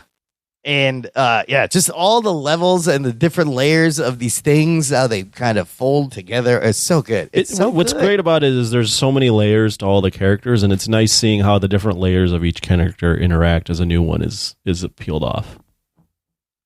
Yeah, Marie. Right? Now we at the end, Kate is exposed as this kind of terrorist, right? Yeah. And she's basically like Magneto when Magneto was kill all humans. But it's like Shetty and then created you have her. The superheroes reacting to her in different ways. Yeah. Marie's like, I just want to be a good person. The whole time she didn't care about being she's like, I don't care. I don't give a fuck our parents. I just want to be a good person. Kate is created by Shetty by giving her pills, lying to her, making her feel like she's her like a mother figure, acting like a mother figure.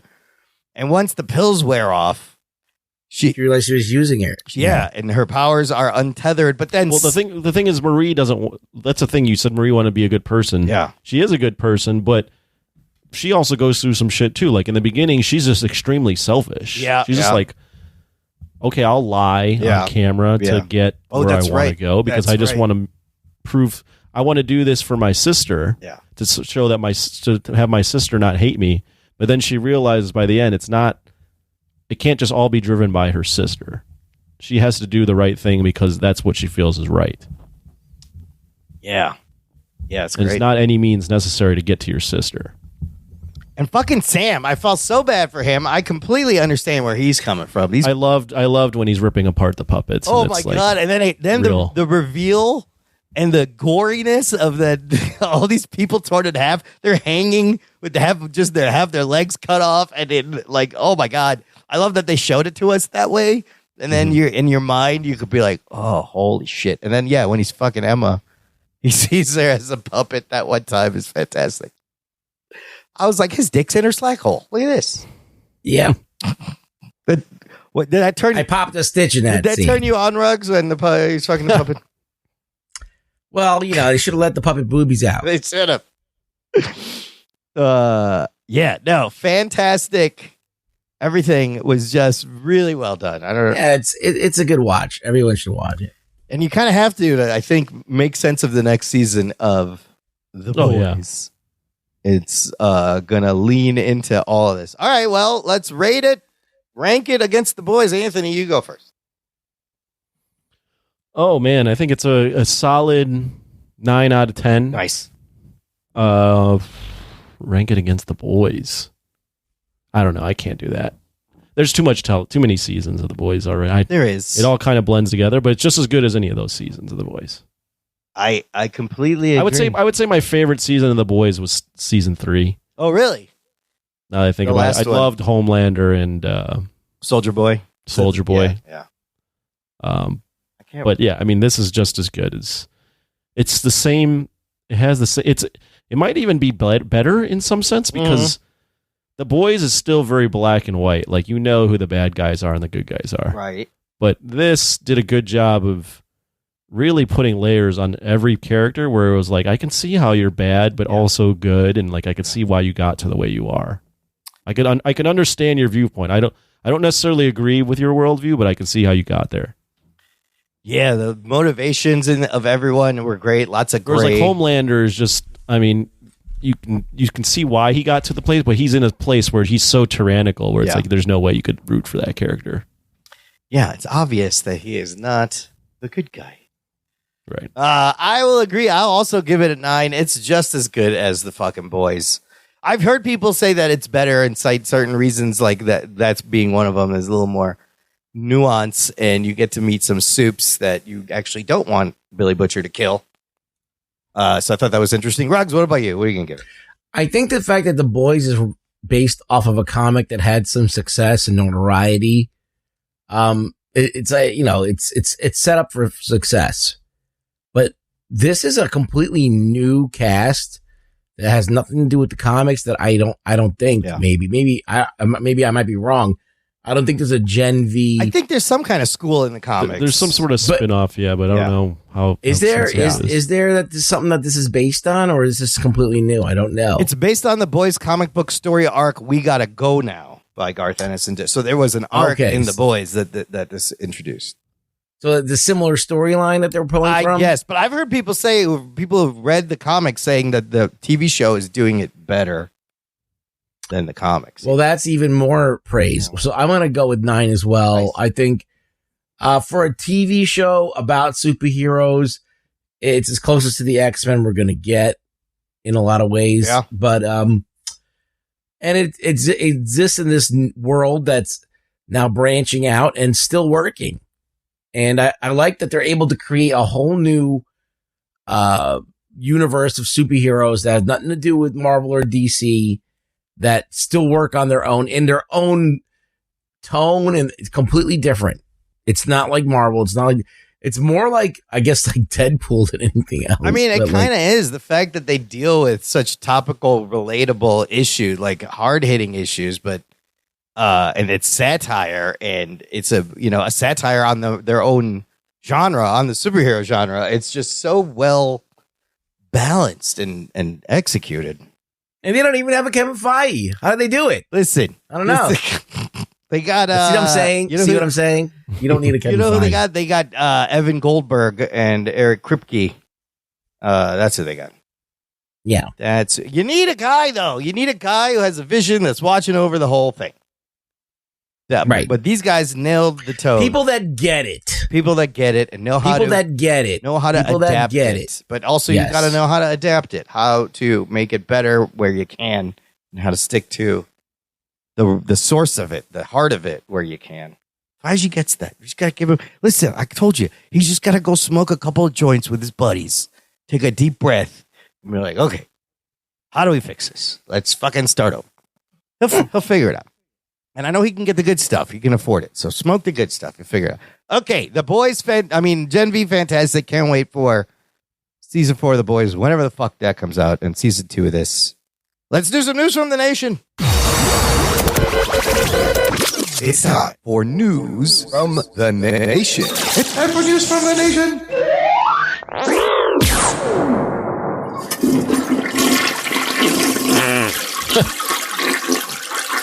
It stinks. It stinks. It stinks. Ah, nice. All right, I got some recommendations for some fun animated things on the Netflix from our nation. From the nation, Jose Ibarra starts us out posting a trailer for this anime show called Pluto. Saying, There's Mickey Mouse in it, you know? No. Oh, yeah. No, it's just about the dog, the one that can't talk. Why couldn't Pluto talk and Goofy can talk? Made no sense. Well, Jose says this anime is nothing short of a masterpiece based off of one of my favorite mangas from legendary manga artist Naoki Urasawa. I can't recommend this enough for anyone that's even slightly into animation or just anyone in general. High praise. Jose knows his stuff. I always get good recommendations. Yeah, it's one of these things about robots.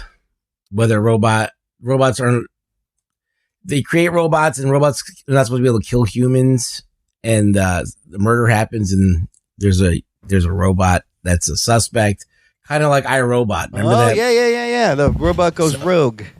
Yeah. Have you heard about this? It looks kind of good. The animation looks good. I've watched the trailer, Okay. But I have not watched it yet. Now I'm curious to watch it. So. I'm curious. Also, I'm more curious about the second thing. Daryl K posted a trailer to a new Netflix adult animated show called Blue Eye Samurai. And Jose Ibarra commented on that saying, it's fantastic. The action scenes are amazing. With this and Pluto, Netflix has really knocked it out of the park with animation over the last couple of weeks. Did you guys get a chance to watch this trailer? Yeah, I've seen the trailer. It looks very good. So we're going to segue into what are we watching, because I watched the first 2 episodes of the show. Of course you did. Jesus Christ. No, because this podcast I listened to, TV's Top 5 from Hollywood Reporter, they had the showrunners of this show on an interview. One of them is the aforementioned Michael Green, who wrote Logan, who's rewriting Blade. He's done a lot of great TV. It's him and this other person created this show. And let me tell you, this show is gorgeous. It's really good. For adult animation, there is a lot of violence. There's nudity. There's sex scenes. And the vibe is, their pitch was Kill Bill mixed with Yentl. Basically, the story takes place in 1633 Japan, when Japan was kind of in isolationist mode. Nobody was allowed inside. And there's this one character who is a mixed breed, and any mixed breed was considered like a demon or damaged or worthless. They were ousted, and anything European was illegal at the time. So you meet the samurai, and it's a woman, but she's posing as a man. She's got this dope sword, and she's essentially, her father was one of those Europeans. She is looking to murder all the remaining Europeans that the lords are hiding in Japan, and she's going around hunting them down. And you learn about her background. She has a mentor who is a blind sword maker. She calls him Sword Father. There's a fun sidekick that joins her, and holy shit, the action scenes are phenomenal. So it's Kill Whitey, the series. It's Kill Bill. Yes, Kill Whitey, the series. Kill Bill meets Yentl. Yentl being Barbara Streisand's character who was posing as man. And then, of course, Kill Bill. But the storyline is very Game of Thrones. There's a lord who wants to marry off his daughter, and she doesn't want to marry who he wants. She wants to marry her own person. And that guy is connected to the lead character. And she's being hunted while she's hunting things. And you got to watch for the fight. And then there's full on sex scenes. And there's a scene where there's all these animated penises. Everybody takes off their clothes and jumps in the water. There's all these animated dicks flopping around. This could work if it was live action. It's so good. But the animation is fucking beautiful. It's a gorgeous show. And the action scene's phenomenal. I can't wait to watch. There's only 8 episodes. But after watching the first two, I was like, holy shit, this is great. I'm in. Ruggs, you got to check it out. I think you will like it. All right, I'll look at it. You said you had me at penises. Lots of anime. Anthony, does penises do anything for you? Or this show? I think you would like this show too. It's very. What show? It's called Blue Eye Samurai. No, I heard you. Sure. It's really good. I was surprised at how good it was. I watched Brown Eye Ninja. It's a different kind of movie. Oh, Brown Eye Ninja is my favorite. Yeah. He's got one. You got to watch out in the dark. He strikes. One brown eye weapon. So that's what I watched. Everyone caught up on Loki. Yeah. We are at the penultimate episode, season finale next week, episode 6. Spoilers. Spoiler alert. Anthony, what'd you think about Loki? What did we see? I like Loki. I like Loki. I don't think it's as good as Gen V. But it's a solid show, and I still enjoy. There's just a good visual art direction to the show. Oh yeah. It doesn't have the urgency that I want it to have, but it's still very good. It's very well done. Yeah, I agree. I think it's just a solid show. It's not hitting home runs, but it's hitting a nice double, and that's welcome for Marvel these days. And I like all the characters. I have a question though. Go ahead. I do have a question though. Do you like the fact that Loki is redeemed? Yeah, is he a good guy now?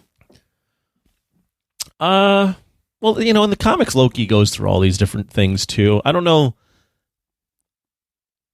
It's a different variation of Loki, though. That's the thing. I feel like okay, you can go and do this with this particular Loki, but somewhere in the universe is the Loki that is a badass, that is an asshole. Yeah. And I want to see when he shows up again. I mean, I like to see him show literally, this Loki now, and he admits it in that last episode. He just wants friends. He's doing all this because he misses his friends. He needs friends. But after the Flash, we see kind of everything reset and Loki jumping around to different branch timelines where Mobius is, where B-15 is, where I like the line too, just to interject real quick, where they're going through all of it and I think Sylvie says, is it our destiny to always lose? Yeah. So he's also kind of trying to not be a loser. Yeah. He wants to be friends, but he wants friends and he wants to not be a joke. That scene at the end where everything's coming apart and he's not because he's kind of outside of time and they play all these lines from like the season 1. Like that was fantastic. This spaghettification effect it's fucking creepy. It gives me the fucking heebie-jeebies. Like anytime they come apart like that, I don't know what it is. It's very disturbing. It makes me hungry. The dough, you're like, look at all the noodles. Give me the marinara. Throw it on this fucking mess. What is this? But I love how he's like, we got to put everything back together. And then he realizes, go back to your lives. Sylvie convinces him. And then she comes back and she's like, no, the shit is fucked up. Great use of that Velvet Underground song. I love that scene with the record. Lots of metaphors of circles and spinning. And, Aurora Boreas is a snake eating its own tail. And then I just love where I love Ki-Hu Kwan. Obi is he is so charming. He's so fun. You want to hang out with him? I love how I love that he figures it out. But he's like, I spent 19 months, quit my job, divorced my wife, but I figured it out. He got it done, and I love how where in that timeline where he lives is kind of like what the where he is in the TVA is like kind of the same thing. Like he modeled it after that. But I don't know. There's one episode left. Loki's going to have to reform the TVA. Is he the creator? Also, all of this was always supposed to happen. I feel like this is He Who Remains plan. All of these things, it was all supposed to go this way. It's one big loop. We may end up back at the beginning, at the end of this season. We need the TVA, right? Because the reality's going away. But I read afterwards that Loki, is the god of mischief and all these different names. Yeah. But one of the recent storylines is he's the god of stories. Storytelling, yes. Right. Yeah. So, and now that he can basically, he's now uber powerful, right? He can jump to any place in time whenever he controlling wants. his time slipping, yes. Yeah. And so at the end, you see him jump back to the moment before Victor Timely steps out and gets fucking disintegrated. So that's going to be interesting. But yeah, will there be a Thor cameo before this is over? No, I don't think so. I don't think so. But is he going to be like the He Who Remains, or end up causing He Who Remains to come into existence? Oh, so many questions.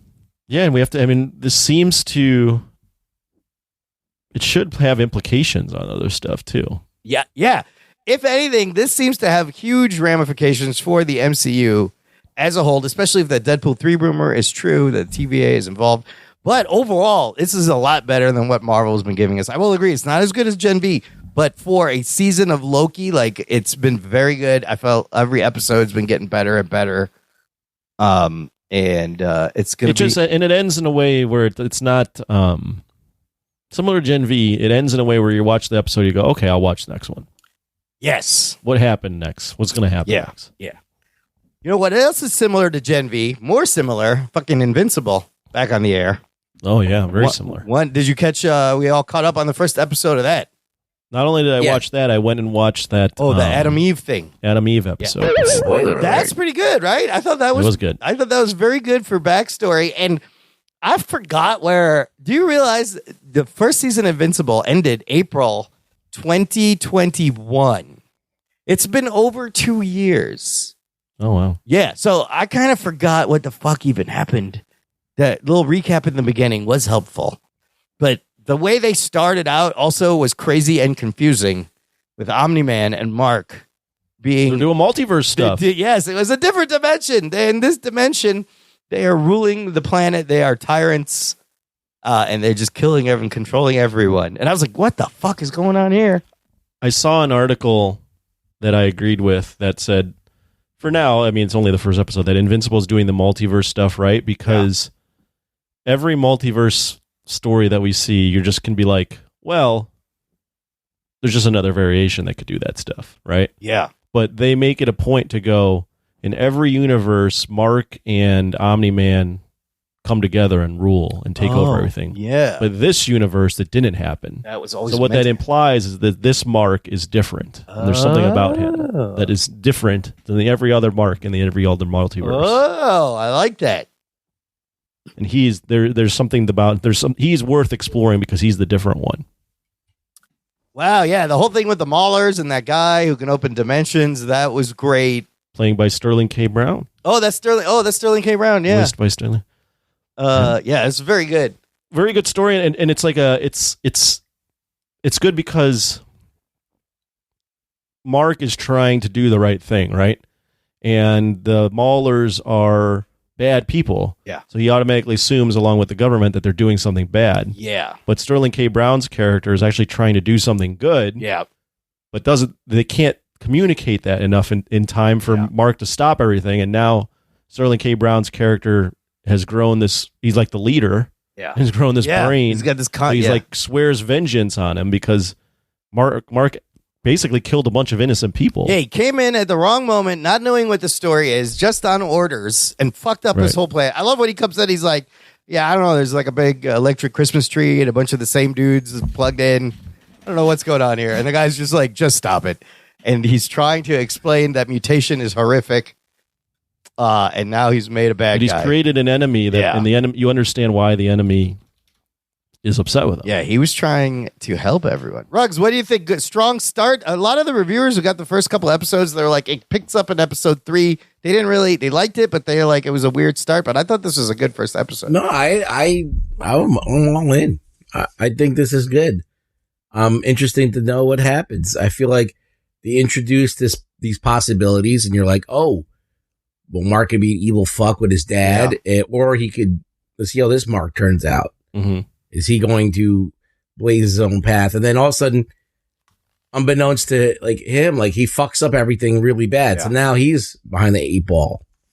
So it puts Mark in a very precarious situation because you're like, oh, is this the moment where he snaps into being evil just like all the other versions of him? Mm-hmm. Or is he going to still kind of blaze his own trail and kind of be different?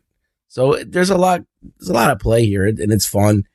And, of course, you get to see the results of all the stuff, from last episode with the robot and how he got it put into a human body. Oh, yeah. In the other reality. So those are fun things. He gets beat the fuck up too. Pretty bad. Yeah, it was crazy to see that.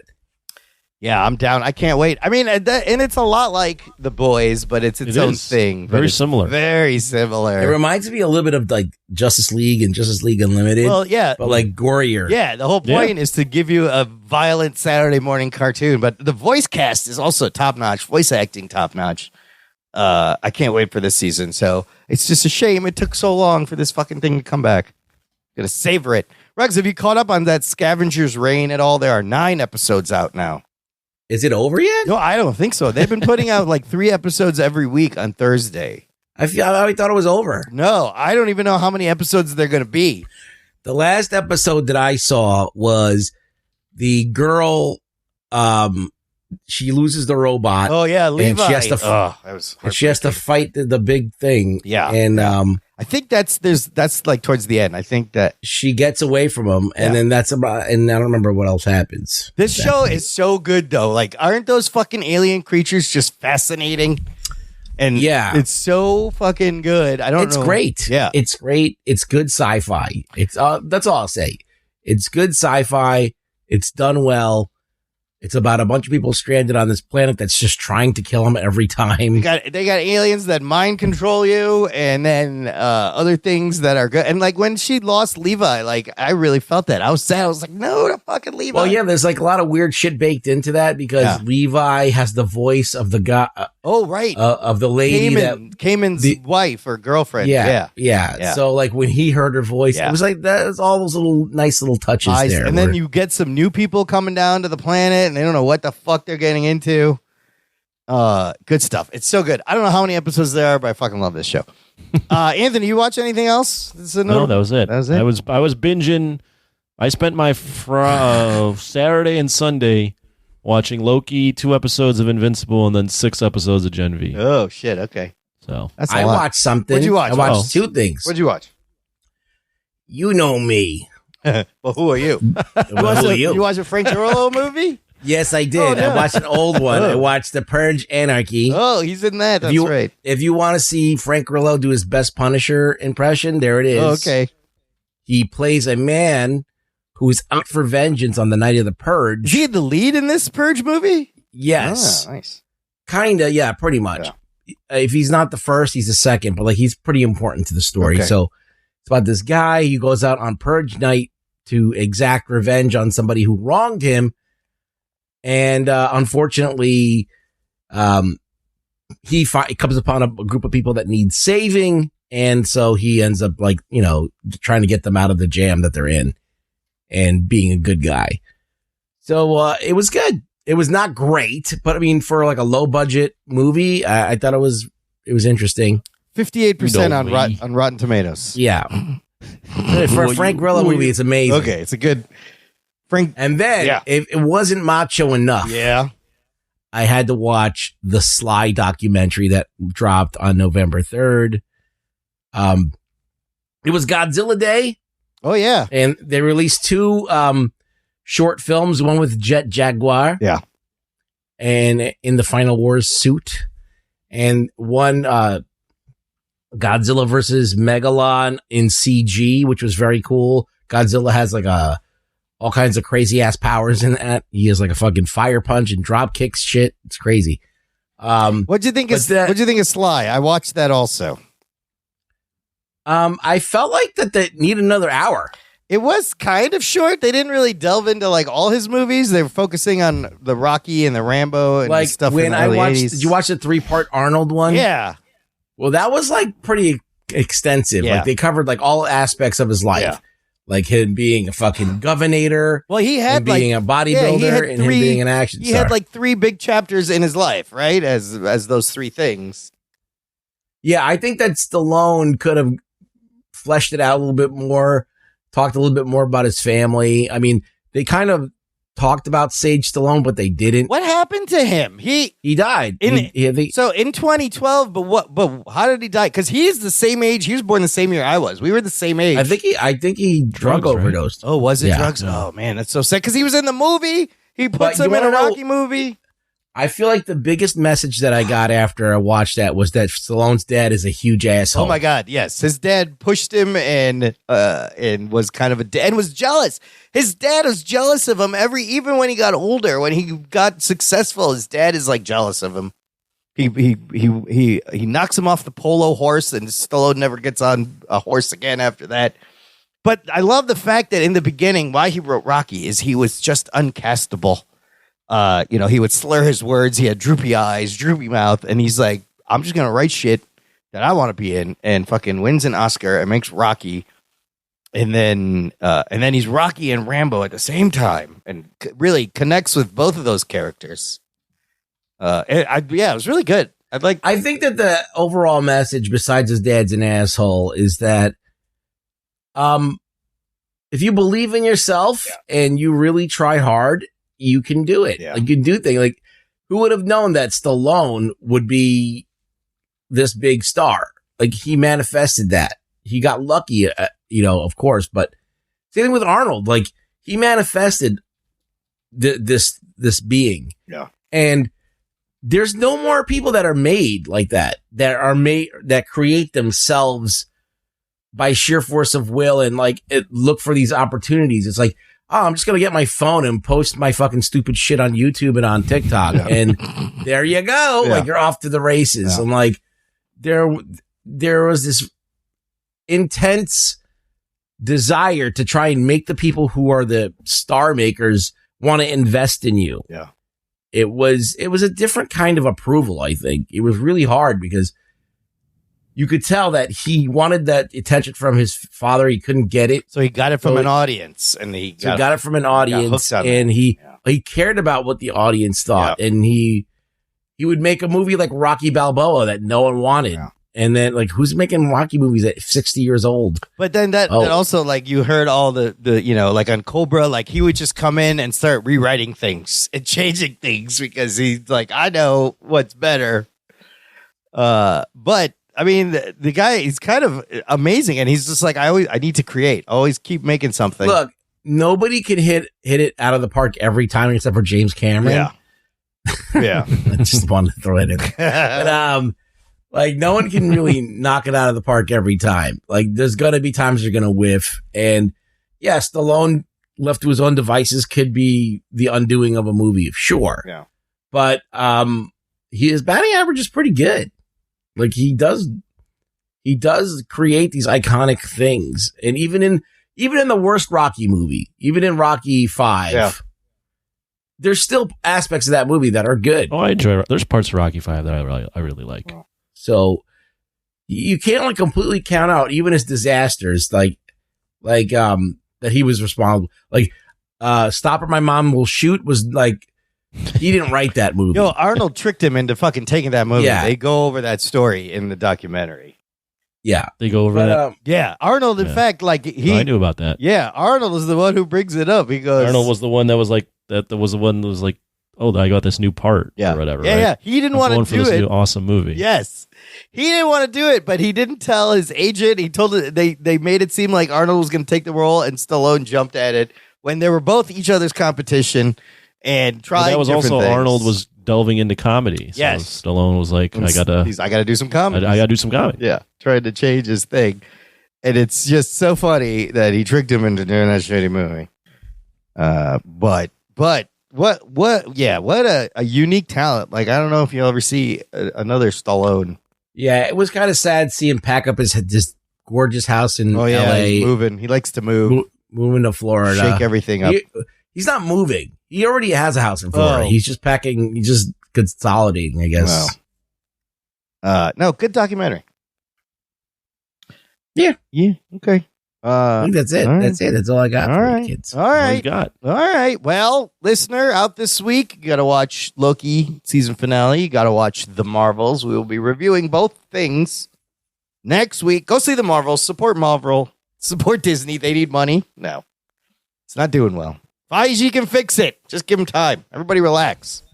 Everybody calm down. Put your fucking typewriter down. Typewriter. Put your keyboard down. It will be fine. Do you think this is the last hit piece that's written? No, because it's kind of trendy too right now to shit on them. So I think it's feeding into that. Yeah, well, I've been ahead of that trend. Yeah, for everybody. years. Yeah. Rugg That set was that the trend like 10 years ago. Yes. But now, boy, it's mainstream. They got some damage control to take care of. So surprising. Hit piece on Marvel. Never thought I'd see it get to this point, but here we are. It's okay. That's it for this week. Ruggs, where can the listener find you online? On X at Really Rug Boy. Come follow people. X him. Links to everything on our website in the episode description. Most important thing you could do, listener, to help us out, share the show, spread the geekery. Thank you for listening to the Jock and Nerd podcast. My name is Imran. My name's Anthony. He's the Jock. He's the nerd. Peep you next time. Fuck that show. The fuck? I'm pumped. Yeah, me too. I like turtles.